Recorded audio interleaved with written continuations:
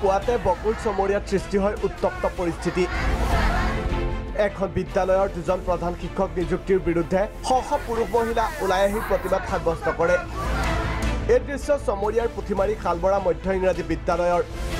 এনেদৰে বাট আগুচি ধৰিছে এইজন নৱনিযুক্ত প্ৰধান শিক্ষক ফজলুৰ ৰহমানক। সেটা আইনত আছে নেকি? আইনত কোনোদিন নাই যে এটা পোস্টার দুখান ছাড় লাগিব। কেনেকে হল এটা নহয়। আপোনালোকে কেনেকে জন কৰিলে? বিদ্যালয়খনত অসম শিক্ষা বিভাগে সৃষ্টি কৰিছে এক আজব কাণ্ড।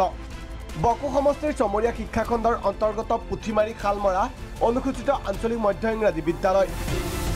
বিদ্যালয়খনৰ প্ৰধান শিক্ষক মৃত্যুঞ্জয় ভট্টাচাৰ্যৰ অৱসৰ লোৱাৰ পিছত চমৰীয়া শিক্ষাখণ্ডৰ বিষয়াৰ আবেদনত যোৱা 14 জুনত আব্দুল ৰেজাক নামৰ এইজন শিক্ষকক শিক্ষা সঞ্চালকৰ পৰা প্ৰধান শিক্ষক হিচাপে নিয়োগ কৰে।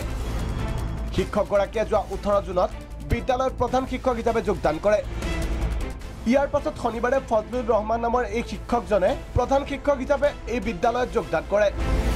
এই কথা স্থানীয় ৰাইজৰ লগতে বিদ্যালয় পৰিচালনা সমিতিয়ে জানিব পাৰি জাঙুৰ খাই উঠে।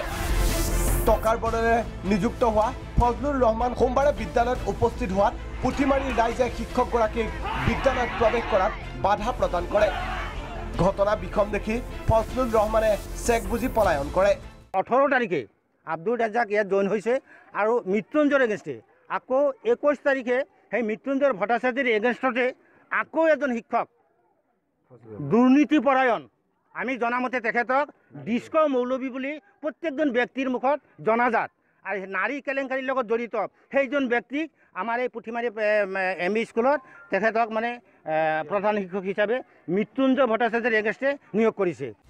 ইপিনে এই ঘটনাত চমৰীয়া শিক্ষাখণ্ডৰ বিষয়া শান্তিনাথে বুজন পৰিমাণৰ ধন লৈ এনে দুষ্কাৰ্য সংঘটিত কৰাৰ অভিযোগ ৰাইজৰ। যিজন পোষ্টত এজন হেডমাষ্টাৰ আগৰ পৰা বাহাল আছে এতিয়াও আছে সেই পোষ্টত ফজলুৰ ৰহমান কেনেকৈ সেই পোষ্টত তেওঁ বা মানে জইন কৰিব পালে আৰু চকিমুদ্দিনে কেনেকৈ জইন দিব পালে এইটো আমাৰ মানে ৰাইজে মানে এইটো এটা বিচাৰ খুজিছে। প্ৰশ্ন হয় শিক্ষা বিভাগত 5 দিনৰ ভিতৰত এখন বিদ্যালয়ত দুজন প্ৰধান শিক্ষকক নিযুক্তি দিলে এজন অৱসৰ শিক্ষকৰ বিপৰীতে শিক্ষা বিষয়াই এনেদৰেই নিজৰ খেয়ালখুচিত বিদ্যালয় প্ৰধান শিক্ষক নিযুক্তি দিয়া ঘটনাৰ তদন্তৰ দাবী জনাইছে ৰাইজে। বকুৰ পৰা চন্দন মজুমদাৰ, প্ৰাগ নিউজ।